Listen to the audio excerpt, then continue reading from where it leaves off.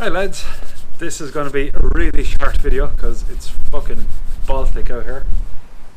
Today I'm going to be talking about how I painted the bike and what I did, the thought process behind it, what I was going for.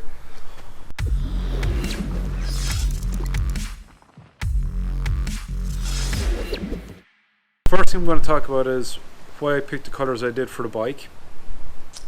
When I had a chance to do up the bike, I knew I wanted something a little bit different. I didn't want to just go with black. That would have been the easy option. I had in my head two different paint schemes. One was an off-white with trims of navy, which I thought would have been cool. But really when I was doing it, I wanted something that would stand out. And I also wanted something that people that knew cycling would kind of say, okay, that looks a bit similar to something. So what I came up with was Eddie Merckx's Maltini colours. Now the paints I actually used for this are from a company called spray.bike. You might have heard of them. They make it really easy, really simple, really affordable to spray your bike. We saw in the previous video I stripped all this back down to bare metal.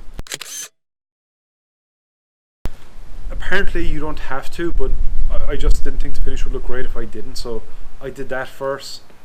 Then I gave the bike one coat of their metal primer, which is basically just a white primer, the idea being it would cover up some blemishes and stuff. And then I went with their orange colour, which is, I think it's pronounced Misha or Misha, something like that. It's M-E-I-S-E, orange. I actually had to wait for it to come back in stock, but when I saw that colour I knew I had to put it on the bike.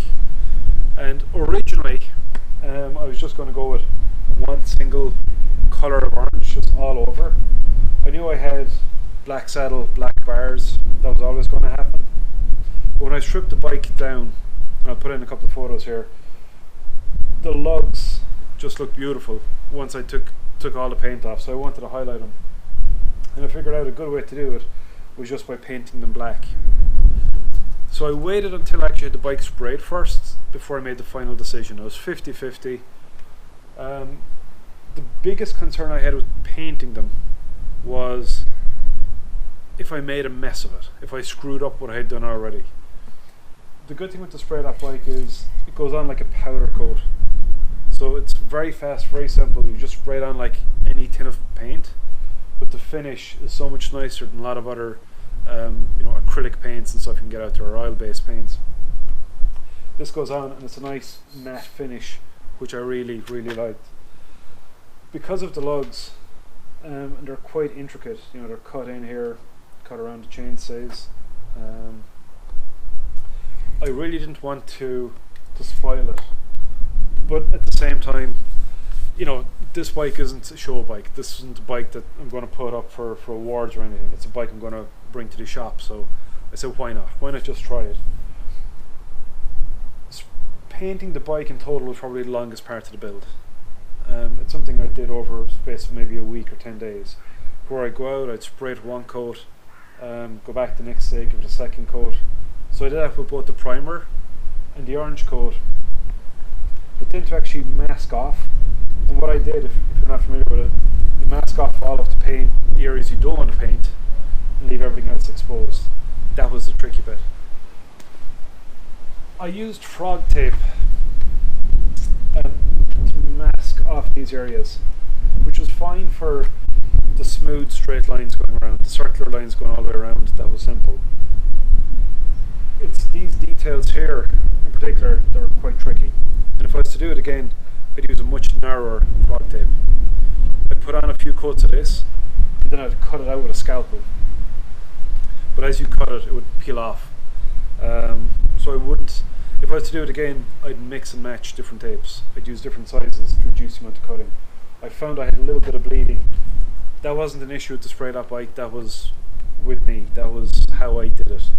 So that's the number one tip I would say to anyone. If you're doing it, again, if you're doing it yourself, take your time when you're trimming it off, and put in smaller tape around those details. Overall, I'd say to paint it, I probably spent, if you're just at it up, probably just 2 hours, 2-3 hours, just actually doing the task itself. But I'd paint it, I'd leave it to dry for 24 hours, I'd come back, I'd do it again. I ended up using a few different products from spray.bike. I used the metal primer, which is all white. I used the Misha orange, the Blackfriars black, and then once I had it all done, I used this one, which is the it's a matte finish. It's basically like a matte varnish to go on top, so I did that a few times. I've had the bike out for a few spins already, so it's a bit dirty at the minute. Just to protect it, I've bought some clear plastic covers for the chainstays. I've already lost those before I even put them on the bladey thing, but those are going to go back on. Obviously just try and just preserve the finish as soon as possible. So far I've had it out for 2 or 3 spins. It's holding up fine. You're always going to get some wear and tear with it.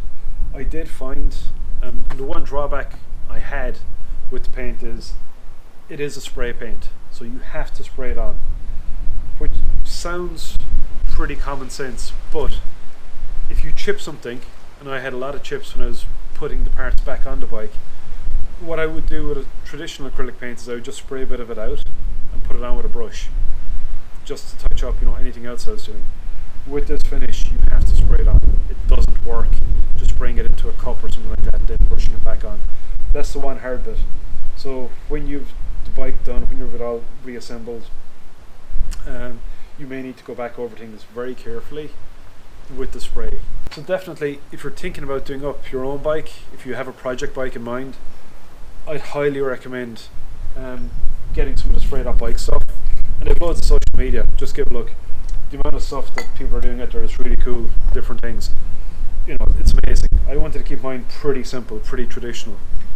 What colours that would make it pop a bit. It's not that expensive.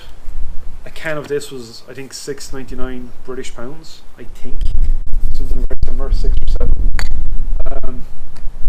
And that, I think, it's basically the same price, whether it's varnish or paint or primer. They're all pretty similar. And that was enough to do the bike in total, and then I had enough then to top up. So maybe, a bike and a quarter, we'll say. So very, very cheap.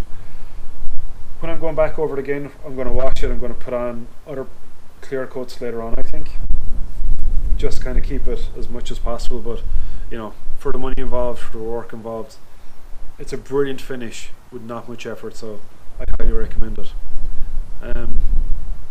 Yeah, thanks for watching the video, and chat to you next time.